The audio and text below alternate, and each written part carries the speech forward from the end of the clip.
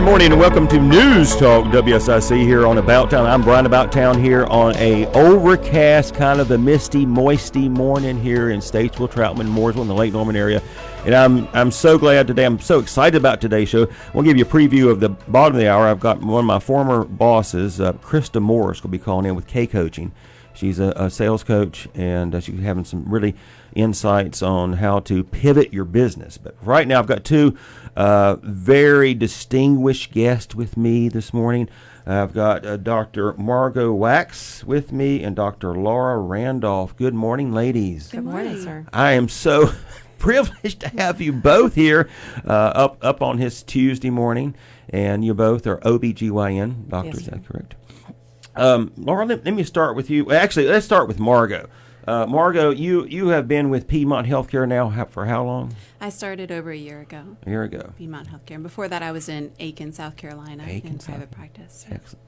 And you moved up here and you transferred. You have two children, I believe. Two girls, 3 and 7. 3 and 7, yeah. Going. And you like the area, I would assume. We love the area. That's it. Very happy. Yeah, very good. And Laura, you've been here. You were recruited. Margot said she claims she recruited you. That's accurate. Yeah. Okay. When I was transitioning out of the military, we've been friends since residency training, and so she said, "Hey, I've got a really great deal going on here. Come and check it out." So excellent. So, and I thanked you off the air for your service, but you're still in the National Guard. Is that right? I am. Yes. Okay. Sir. Well, thank you. Thank you Pleasure. for all your service. So let's talk about the state of affairs in practicing medicine in the days of COVID. Since March, your world has been probably turned upside down. So, Margot, you want to start a little bit about what happened after the shutdown and how did this impact the way you serve your patients? Well, I think the biggest thing is that, we take care of women both surgically and deliver babies, and women are still having babies. I think the hardest thing has been not being able to have as many people in the delivery room for our patients. They're allowed one support person right now, and that's to protect everybody who's up there. And I would say that was the biggest impact that we noticed is we're still seeing patients, everyone's protecting themselves wearing masks. But not being able to share that event with everybody right there in the delivery room. But it's been incredible, the people of Statesville have been amazing. There was one delivery where the husband took the baby to the window, and it's 2 a.m. What are you doing? And he was holding the baby up, and he's like, our friends and family have been out there tailgating all day. And so I went to the window and, waved, and they were all out there with cheering. Yeah, it was 2 a.m, so they were holding up, little signs and, just waving, and it was just a really incredible moment that here we are in the middle of a pandemic, but they're still there to welcome the grandchild. So that was pretty neat. Very neat. Am I correct? I think you're going to get busier in the next 4 to 5 months because I think there's. I think you're right. Yeah, for obvious reasons. If they're still together by this time.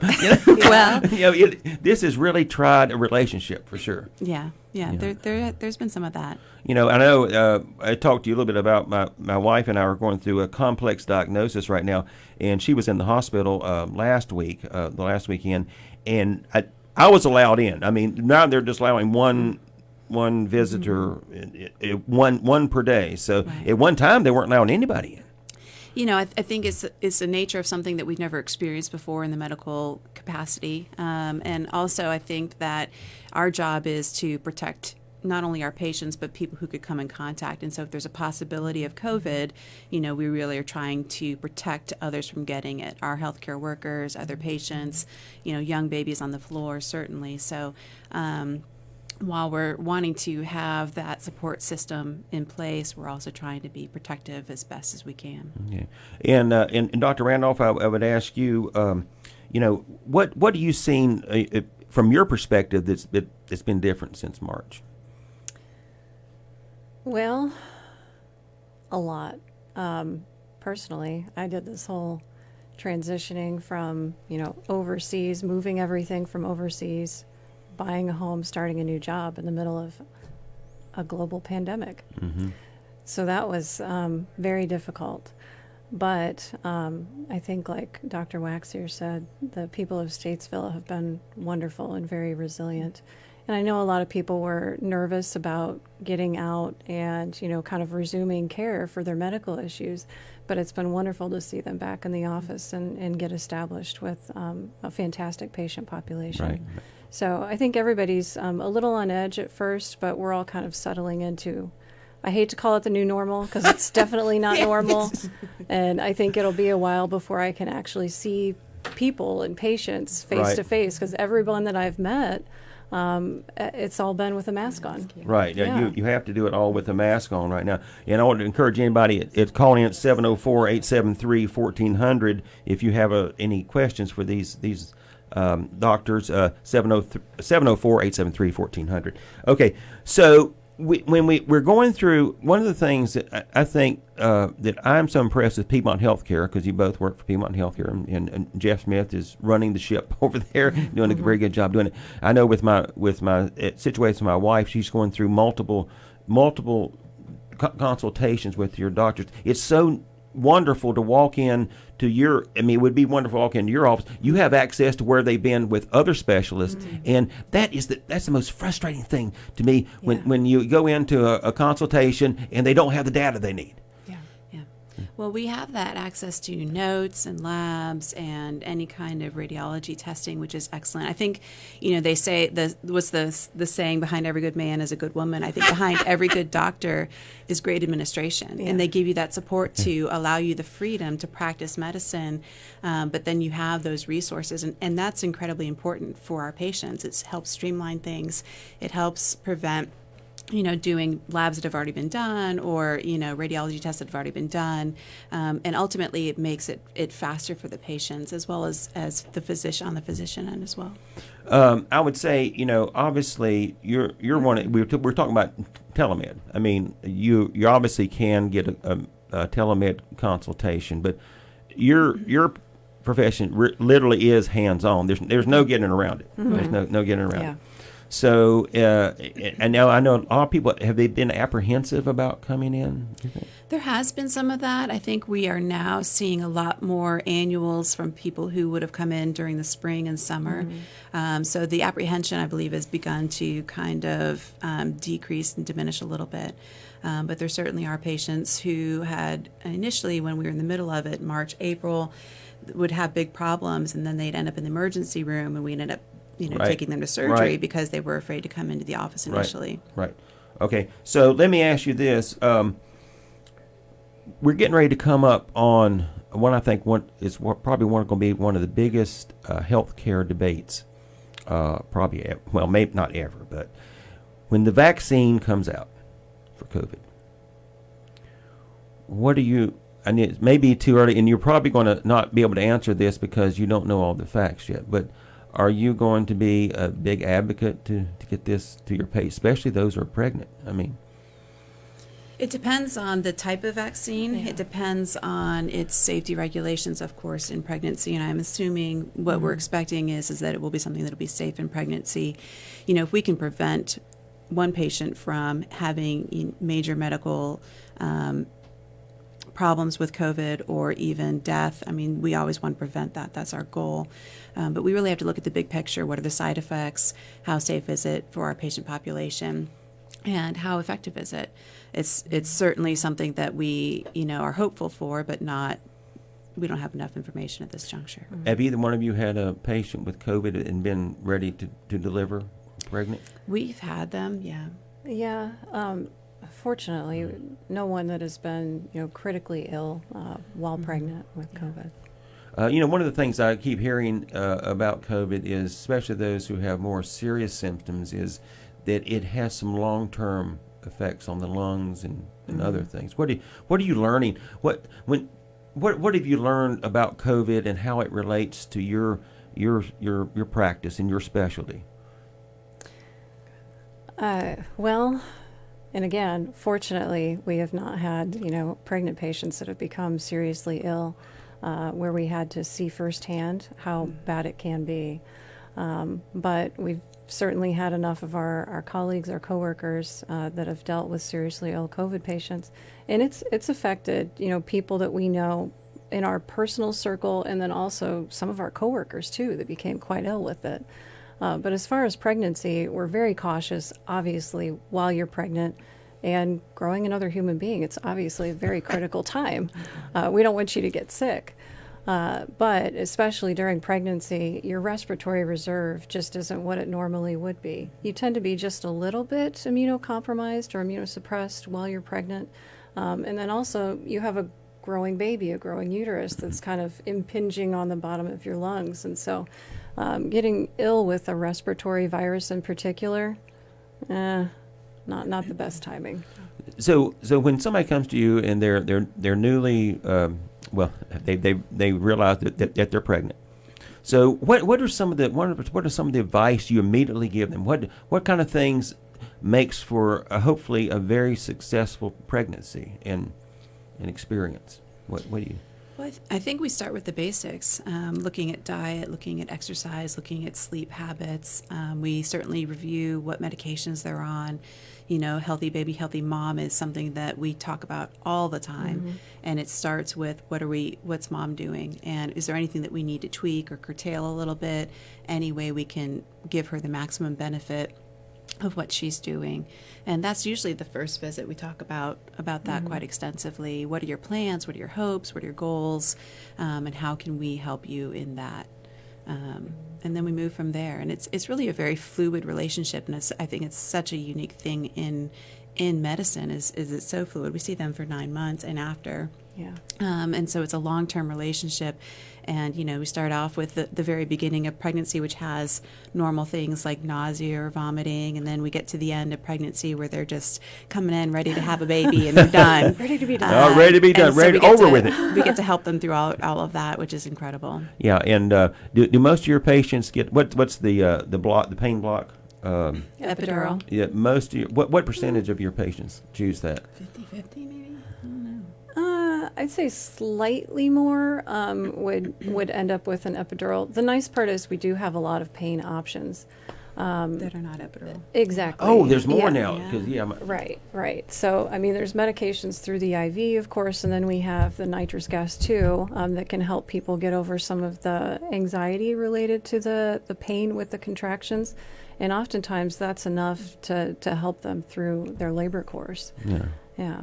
So, that was a beautiful story you told about people that were, holding up the baby there. Yeah, it was incredible. Yeah, because time of COVID, you only have like one person up, and then the father's so proud he wants to go and show the people at 2 in the morning. 2 in the morning. They had been there all day. And that's right. Family tailgate. That's a great reason to tailgate. I would think that your days can be quite long. Yes. The main thing to me about doing what you're doing, you may be called on at a moment's notice in the middle of the night to come over to the hospital because you don't have a hospitalist that does this. You guys are. We do it. You do it. You have to because it's your patient and you supervise the delivery. Mm-hmm. And do y'all cover for each other? We do. We do. Mm-hmm. Okay. So who else is in your practice? Just the two of you and your part. We have Dr. Singh and Dr. Torres, and they've been part of the community for many, many years. Mm-hmm. And so they welcomed us with open arms, and they're incredible. Mm-hmm. But they are on call and unable to be here today, so we're filling in. You're filling in. Oh, you're filling in for them today. I didn't know. Actually, I was told somebody from Piedmont Healthcare would be here today, but I'm so glad both of you came in today. Yeah. So if you want to, you're obviously taking new patients. We are taking new patients. Absolutely. I think the biggest difference, we are robotic surgeons, which is a fantastic tool that Iredell has. So we are both robotic surgeons. So we do hysterectomies and everything like that, but we do them minimally invasively with the robot, which is a fantastic opportunity for patients in this community. Yeah. I did a video. I used to Great do tool. videos, some little for Statesville Free News, and then we went over and did a demonstration. Now I can't remember the doctor that did. He dissected a blueberry. He put a blueberry, and it literally could peel the skin off of the blueberry. He was sitting over there doing his little things. Yeah. So when you use that takes extra training. How do y'all learn how to do that? Fortunately, we were trained in residency. We were so fortunate. Great surgical experience at our training program. So yes, we trained on the robot, and you have to do a certain number of cases and additional training to stay up on those skills. Yeah. Okay, here's the thing I've always been curious about doctors. Obviously your main thing you do is to deliver babies, and also you do surgery on your patients. But what was it like the first time you delivered a baby, or what was it like doing the first surgery? I mean, you probably asked. I was on a mission trip in the Dominican Republic. It was not the typical U.S. experience. Yeah. It was my dad was originally an OBGYN, and I knew I wanted to be a physician very, very young. And going in, my dad was like, you're going to have a family, and you need to do something where you can have a family and be a mom and be a wife. And so he said, so do anything but obstetrics and gynecology. I said, okay, Dad, okay, I'll do that. And really thought I was going to be just a surgeon. And my first rotation was an OBGYN, this old curmudgeon doctor, Dr. Nolan, who was wonderful in West Virginia. And he's like, okay, you're going to deliver a baby. And I was like, sure, I'm going to deliver a baby. And he put my hands on his hands, and we delivered a baby. And it was just incredible. It was an incredible experience. And, here's this miracle that we take for granted. And, and the family was there. It was just an incredible experience to be a part of, and unlike anything I'd ever done. And I walked out of the delivery room. I called my dad. I was like, Dad, this is it. And he's like, I thought we talked about this. About doing that. So, I think that you have to have that it's certainly a calling, I feel. But then to have the balance of it, we both love surgery. Our program director was a gynecologic oncologist, which meant that he did surgery all day, every day. And we were right there in the operating room doing these very difficult cases with him. So there's that really a dichotomy of, being a surgeon and loving surgery, but being able to be there and deliver, these little miracles every day. It's incredible. Yeah. It's an incredible thing. Well, I think that's the good part too, is you have all of the surgical training so that if baby decides to not come out, route proper A, breech or whatever. Yeah, exactly. And they need to come out by C-section, then we have all of those surgical skills to do that. I mean, have you had cases where it's come down to just a few minutes? Oh, we've got to go to surgery. Yes. Yeah. Yes, and you go very quickly. Yeah. And is that a hard for you? Is that a hard call, or I mean, you must have seen it enough to know when to make the call. I mean, you've got to make a life. It's a hard call, but you've done it before. I mean, that's why in residency we both delivered about 800 babies by the time that you're done with training. Really, that many? Yeah. Yeah. Okay, so and you guys have been here how long? So you I say a good year. So in our average year, you will probably deliver between the two of you how many babies? Well, it's different. It's different here. So our numbers here, because we split it between 4. So, gosh, how many is that? That's a lot. Quite a few. Quite a few. It's a lot. Quite a few. So I mean, So I think that, another but down the flip side of this, because my oldest child was perfect delivery, and I was the first one to hold Emily, and I just remember looking down at her, and somehow she had her eyes open just a little bit, and you realize, here you've created this little human being. It's amazing. And it's just it's not heartbreaking, but it's heartwarming. That's the way it is. It is. And then I told you a little bit about my second child, who experienced necrotizing enterocolitis, and she had to be rushed. Well, the thing is, they didn't know it right away. And then, fortunately, her pediatrician said there's something bad wrong. Yeah. And she not being at Baptist within a couple hours of when they did the surgery, she wouldn't have been with us. And and that's so critical to be on top of things, because you've got to kind of look at little things and all that kind of thing. Yeah. And it's not, I mean, I think what I quote is about 95% of the time, everything goes the way we want it to on labor and delivery. And about 5% of the time, we run into emergency situations, whether it's mom or baby. And we have to be able to act quickly. And that's one of the benefits of being at Iredell. We have anesthesiology in-house.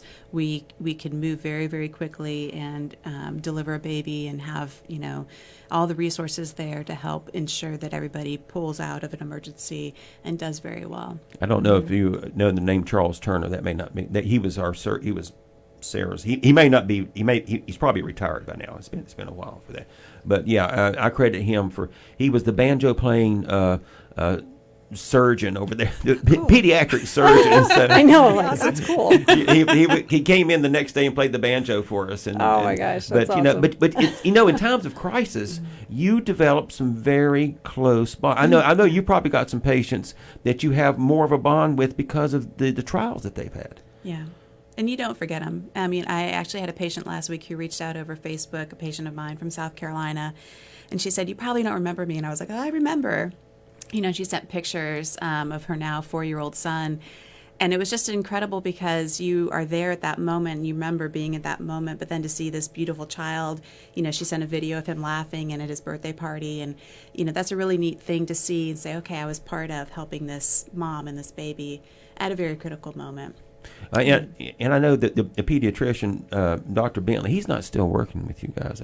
You probably don't know him. He was my pediatrician and also my girl's pediatrician. Yeah. But he's the one who's credited with really getting Sarah to Baptist in time, and he always looked at Sarah as kind of like one of his adopted children because she survived so much, and that's when you get that bond. That's a beautiful part of it.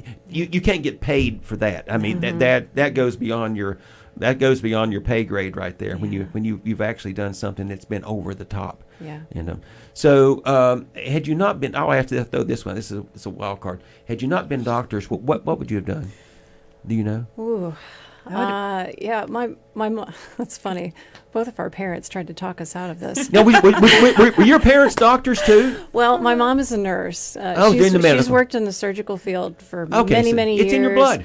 Yeah, worked with all the cardiothoracic guys, did the bypass machine and everything for many years. And when I was interested in medicine from a very young age, I was walking around with that Fisher-Price doctor bag, And she just always said, you need to take into account quality of life, maybe consider something non-surgical, not where you're on call all the time. And I literally chose the one with perhaps the most demanding schedule. Now you're both married? I am. I am not. You're not. No. So what did your husband do?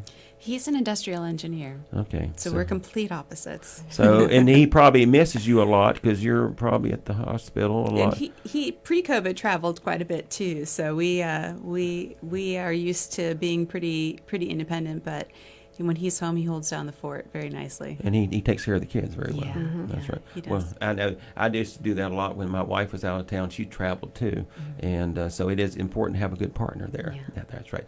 So. You guys are like I said once again. If you want to enroll, how would I say it? If you want to sign up as a new patient, the best way is to call your office, and you'll get right in. Hopefully, right in, because I know sometimes planning appointments. I mean, it's hard because I know I'm trying to work through these things with my wife. They're booked up, but then again, you got to kind of ascertain. How soon do you need to get in? Right. Yeah. If it's acute, then we fit you in. You will do that.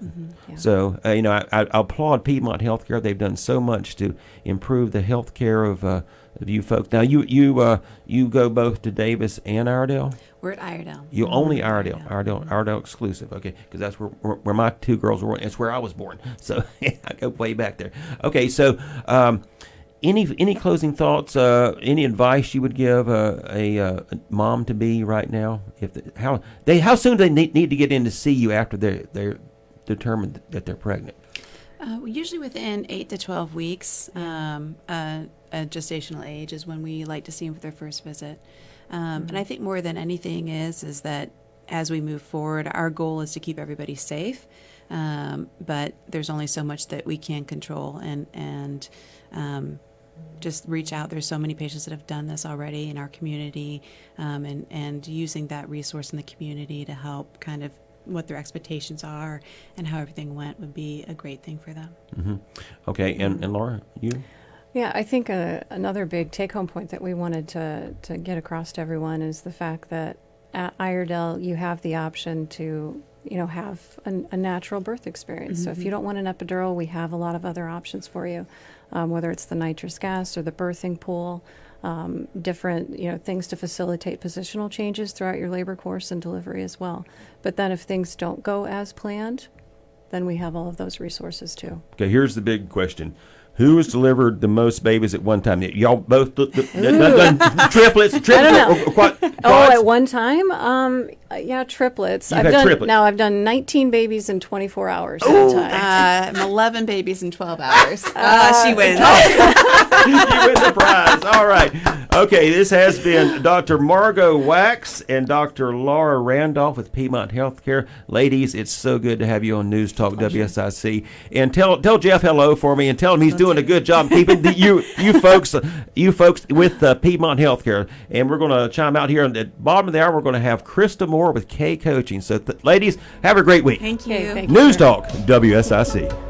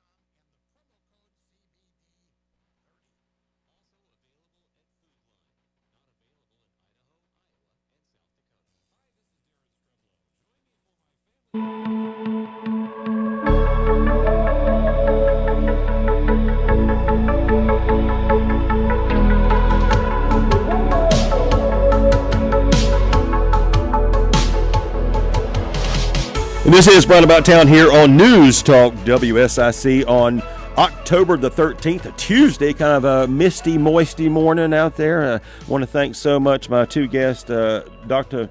Laura Randolph and Dr. Margot Wax from Piedmont Healthcare, OBGYN. They did a marvelous show with me the first half hour. And now I've got to do an introduction.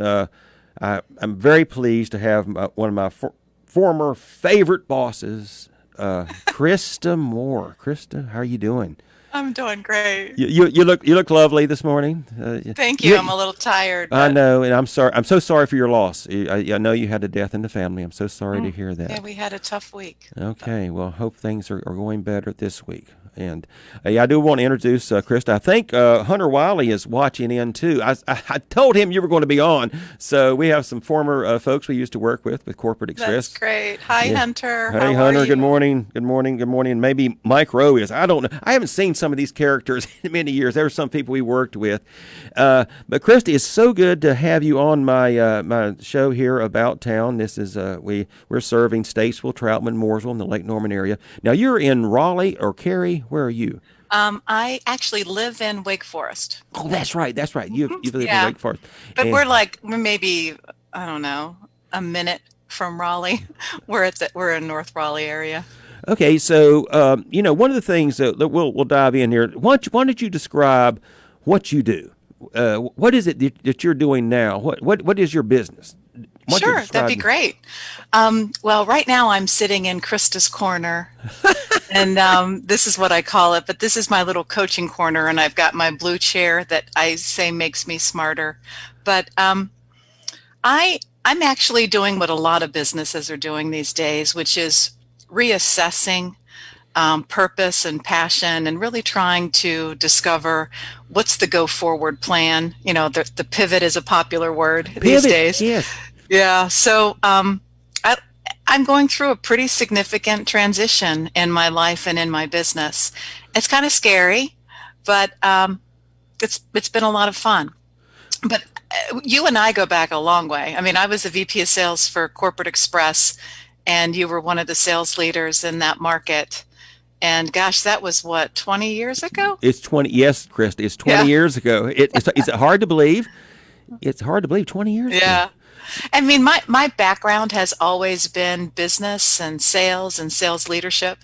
And I really have a heart for small businesses.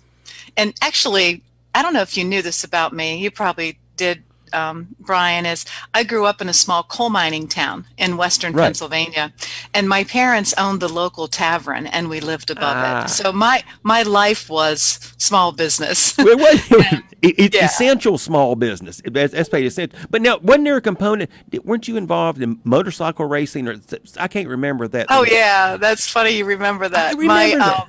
My dad, he was quite the entrepreneur, and for many years he had like a asphalt paving business, and he we called it drove truck on the highway, plowing snow. He used to call it pennies from heaven when it snowed. And, I just remember, and until we bought Freddy's Inn, which was this tavern, he had a lot of different odd jobs, but he owned a motorcycle racetrack. And gosh, I was 10 years old at the time. And, we had motorcycles coming from Maryland and Virginia and DC and Ohio. And it was on Sunday after church, and it was, be there, J&D drags. And so one of the things that I love remembering is he created a powder puff contest so that I could race. Really?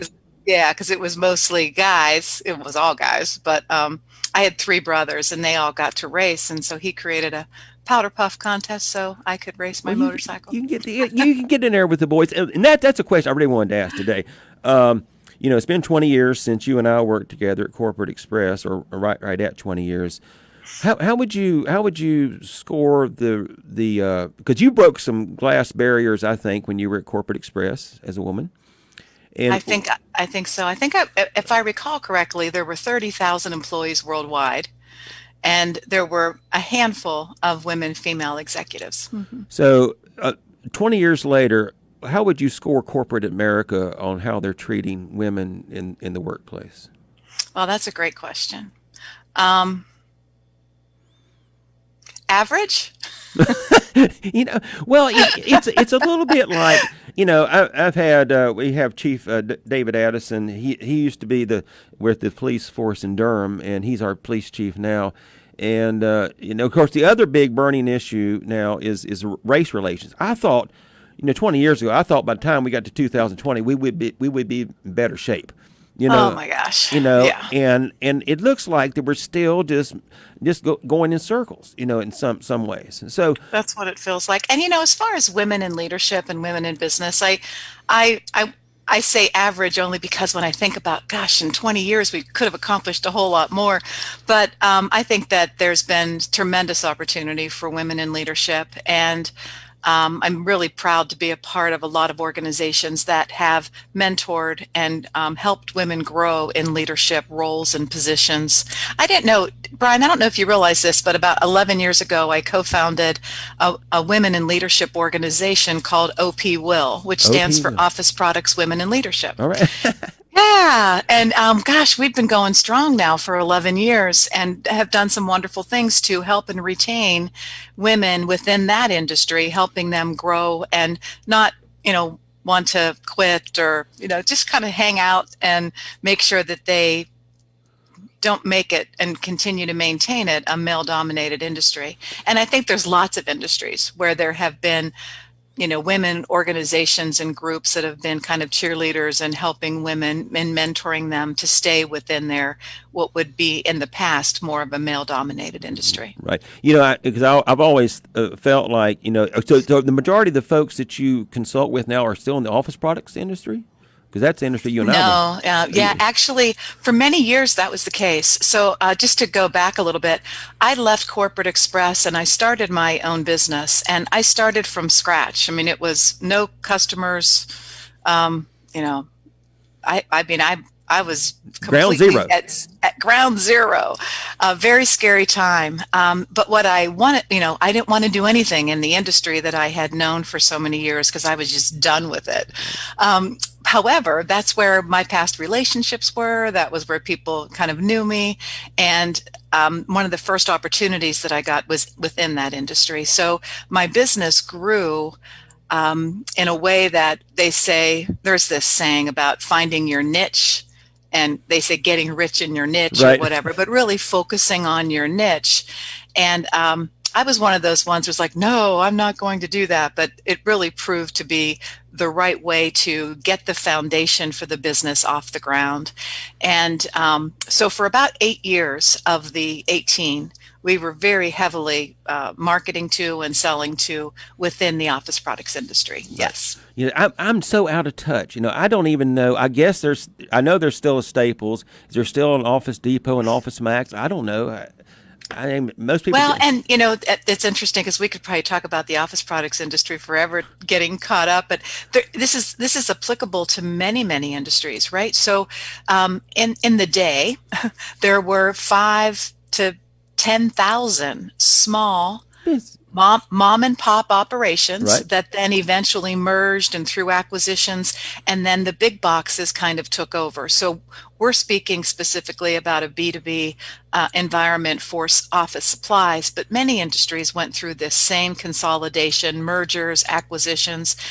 So where we stand today, fast forward, is that it is heavily dominated by very large conglomerates. So you do have the Staples, Office Max, Office Depot are actually the same company. Right. And, and Amazon has taken over the world, so to speak. But there are still some small, I wouldn't even call them mom and pops because that's not a very good way to describe them. Very small, very aggressive, progressive, independent businesses that are still thriving and competing against the power channels. Right. And in order to do that, there's a lot of innovation, there's a lot of creativity, there's a lot of, you need to have, leadership. So those are the businesses that we've really been working with over the past 10 years in a variety of industries, helping them to grow and develop in a highly competitive market and stay relevant and It's not easy. I know it's not. Well, and I always said my take on this back when Corporate Express. A lot of people don't remember Corporate Express unless you were buying from. They knew what Staples was, but Corporate Express was a structure of, as you say, the mom and pop, a lot of family-owned businesses that came together. They were purchased, and they were very bottom-up, entrepreneurial mindset. But That's then, right. but then Staples was the prototypical top-down. And it was like a clash of titans, and we kind of lost that, because you left way before Corporate Express. Yeah, I left a couple of years before, but Corporate Express was born of 250 acquisitions. So what this corporation was and what made them very different was they allowed that entrepreneurial spirit at the local level. Right. Yeah. And that's what. Okay, so let's get my other burning question. What makes, two questions. What makes a good sales manager, and what makes a good sales leader? How do you coach folks to do those two things? So a great question. And it really goes back to my own personal experience of getting thrown into sales management because I was a pretty good salesperson, but completely two different skill sets, but that often happens. And so I struggled with thinking that I was doing a pretty good job and then realizing what sales leadership is all about and learning it the hard way and kind of self-teaching myself. But Right. by the time I landed at Corporate Express, I felt like I, could really use some of my things that I've learned and skills that I had gained. But what we work with today is really assessing where the gaps are for organizations for their sales management / sales leadership. And what we've discovered is effective sales leadership is the number one differentiator between those companies that are slow to grow and those that are really knocking the ball out of the park. And when I say sales leadership, it is what it is. Right. As many business owners, small business owners, aren't large enough to have a sales manager with a team of salespeople. They're a sales leader. Right. They're the one that is responsible ultimately at the end of the day for the success of the revenue for that company. That is a sales leader. You did more than say, Bryan, go out there and sell more. It was more than Yeah. that. I would come to you. I'd say, Krista, wait, here's this issue, and a lot of times, good sales has to do with more than just trying to introduce a product. It's dealing with the personalities. Yeah. So the one of the things there's a model that I write about, I teach, I speak about, but as far as sales leadership goes, we look at two different factors when we're doing kind of the assessment. One is systems and one is style. So when you think about a sales management system, that's processes and proven methods and strategy. Mm-hmm. And then style is like the person's personality, their character, how they lead, how they interact, how they create relationships. So we work on both the strategy, process, systems, go-to-market, business component, and then the individual. And what can they change or do to be more effective and get greater results through others? So kind of walk us through what kind of programs do you offer? You consult one-on-one, but you also consult with the entire sales force and sales leadership? Yeah, I'll give you a little bit of backdrop there. So I've been in business for 18 years, and it's changed over time. But at our heyday, at our peak, we were very focused on sales training, and we had over 3,000 people accessing online learning, and we built all of the sales leadership and sales training. Today, I love to work with sales leaders that are wanting to improve their sales process, sales strategy. Often I'm working with the business owner and the sales manager, but usually it's one-on-one coaching with the sales leader, helping them create maybe a new way of going to market, shifting and changing with the times and things that are taking place within their customers, helping them create their messaging for how they can shift and pivot and go to market differently, and help them execute that through others. So that would be a typical program. It does tend to be more one-on-one. Okay, so what is the biggest concern you hear from business owners and managers? What Yeah, I question? mean, the biggest concern is fear and uncertainty, and you know, So they get all wrapped up in themselves, like, am I going to have a job? right, What's going to happen next year? And there needs to be a different mindset of thinking about their customer and what their customers' challenges are and what their customers are going through. And once you start thinking about your customers, then you can start to think about what you can do differently to help your customers solve their challenges, their problems.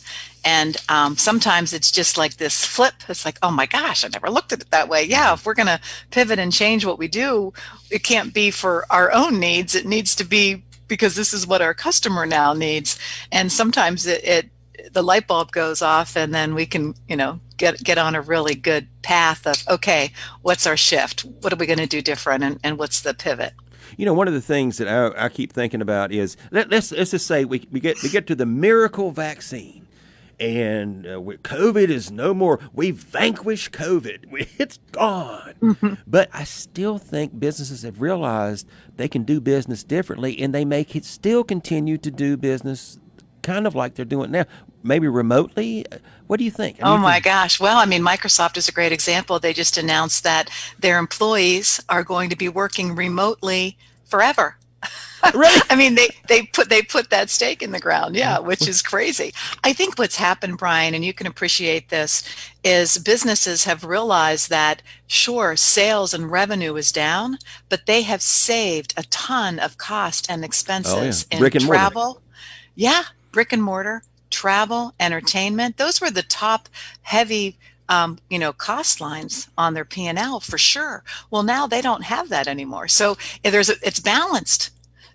And they're realizing, hey, if we're not going to have the revenue and the volume that we've had before, at least we've been able to lower our costs so they can still run a business and be profitable. So I think that's what's happening. And this goes down to I'll give you an example. I have a friend who owns a boutique in Raleigh, and it's a retail location, and she was in North Hills, and gosh, she needed that foot traffic. Well, oh my goodness, that's gone. What is she going to do? She's more successful, let's say, today than she was 6 months ago, because she quickly went online, got an app, made sure that people could tune in live, see the new clothes as she pulls them out of the box, buy, special prices for the next, X amount of time, constantly showing, on Pinterest and different images of the clothes that just came in. And she's selling this stuff off the rack. Wow. Faster than she would ever have imagined. Yeah, that's awesome. Well, I'll give you another example. My son-in-law was fortunate. He worked at Lowe's corporate. Then he got a job with Disney in L.A. He moved out to L.A. He's worked his way up. He has a really good job. But they've moved back, and Disney said you can go work wherever you want to. He can work remotely. And, he can save a ton of money by not having to pay L.A. prices by living here. Absolutely. I mean, so I think it's looking at like that silver lining, as you described, like what if poof, it was gone, and like, are things going to get back to normal? I'll give you a personal example, Brian. We had an office condo for, I don't know, 15 years in Raleigh. There was 8 separate offices, and we had a lot of full-time employees, but we also did a lot of virtual assistants throughout the years. And just last month, we thought, we've been working out of our home now for 4 months, and we kind of like it. Yeah. And so, and all of our employees are virtual for the most part, and we've been able to manage it. We use technology and Zoom and whatever and things and lower costs. So let's put the condo on the market. There you go. And we're thinking the commercial real estate market's got to be like, oh, I would hate to be in that business, right? We had an offer from an investor in 2 weeks. Really? And yeah, and then I started thinking about it. Well, our office has 7 separate offices, and it's small and it's quaint. It's on the first floor. It has its own bathroom and its own kitchen. Well, I'm thinking with COVID and the change and the future, So they now have it on the market for executive suites. Really? For those people that, maybe went to work out of home and then their kids are home and they Right. just need to get a little You one gotta get space outside. office somewhere. So there's a market for that. And I thought that was very creative Well, on the investor's part. I don't know if you heard.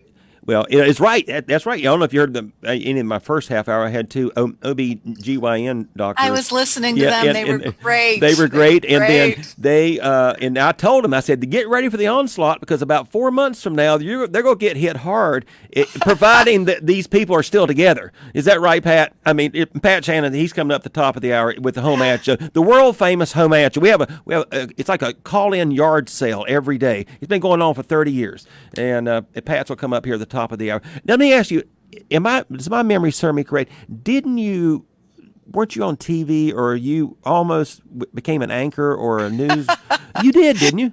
Yeah, so that's a funny story. And you know what, Bryan? Please let's talk another time too, because it's almost the top of the hour, and I love you and I miss you. Well, I miss and you I'm too. thinking about you and Gina, and our prayers go out to you. Well, I mean, I just saw that post this morning. Yeah. But okay, so I went to college for special education and eventually went into communications. And I write about this and I talk a lot about it. And a lot of what I'm doing today is going backwards and rediscovering who I am at my core. And I help others do the same thing. What I loved to do when I was younger was stand in front of the mirror and read things out loud. And I always wanted to have a television talk show. And so this all is coming full circle because I'm 58 years old, and I have the Krista Moore Show, which I go live every Wednesday, and I have my own talk show and have for the past 3 years. But in college, I had a television talk show. I did a lot of TV, and that was the dreams I was going to pursue. And I got this close to being a Fox News anchor when Fox just came out. This is in St. Louis, Missouri, and I didn't get the job. And then I took a job in office product sales. There you go. And then my whole life changed, right? Well, see. But back to it. I've got a studio set up in my home now, and I still do my show, and it's a big part of who I am. I love video, love interviewing. I love helping people rediscover who they are at their core so that they can kind of live with more purpose and passion and really soar in their life and in their career and in their relationships. And that's my shift and my pivot. And I'm having a lot of fun. Well, I mean, I think I agree. I could have envisioned you on Fox News or MSNBC. You would have been great. I could see now from the White House, it's Krista Moore. Well, actually, I always wanted to do soft news. Oh, like you don't want to do the I don't want to do the confrontational stuff. I wanted to do the Oprah, the Barbara Walters, that's who I was. Well, that's very good. So I mean, I've gone from office products to liquor. It's when I'm selling liquor now at the ABC store. That's my job. So you got to, and that's the part of me. My job still is essential. I mean, it's not like I've missed a beat. Between here and the liquor store, I'm going all the time. And for those people that have been sequestered, so to speak, I mean, I know it's been hard on them. Well, I'm sure the ABC store's revenue is up. Oh, it's you don't have to sell. We don't do a sales seminar with us. We're doing. Oh my gosh! Well, and actually, Eddie and I probably were in line during COVID as well, but we've been doing Sober October, and that's been fun. Oh, I don't know. I don't go there. I mean, we'll have to take. Yeah, that's probably that was a challenge. I Yeah. have a friend who's going to be celebrating a year sobriety November 11th, and she's on my show November 11th to celebrate, and it ended up that she gave us the challenge, and I'm like, I can do that for you. Okay, so if somebody wants to contact you and with your services, how do they do? You're on LinkedIn, I know. You do a lot of stuff on LinkedIn. Yeah, I do a lot on LinkedIn, and I have a business Facebook, which is Krista Moore. It'll be under Talk Show Host and Guide is my business one. Okay. Best way to reach me is really through my email, krista@kcoaching.com. There you go. Our new website's under construction, but make a note of it, kristamore.net. And that's where all these new services of speaking and workshops and coaching around purpose and passion. And I still am doing a lot of retreats. And we're winding down. We're going to have a hard break here. But Krista, you look beautiful. Thank you.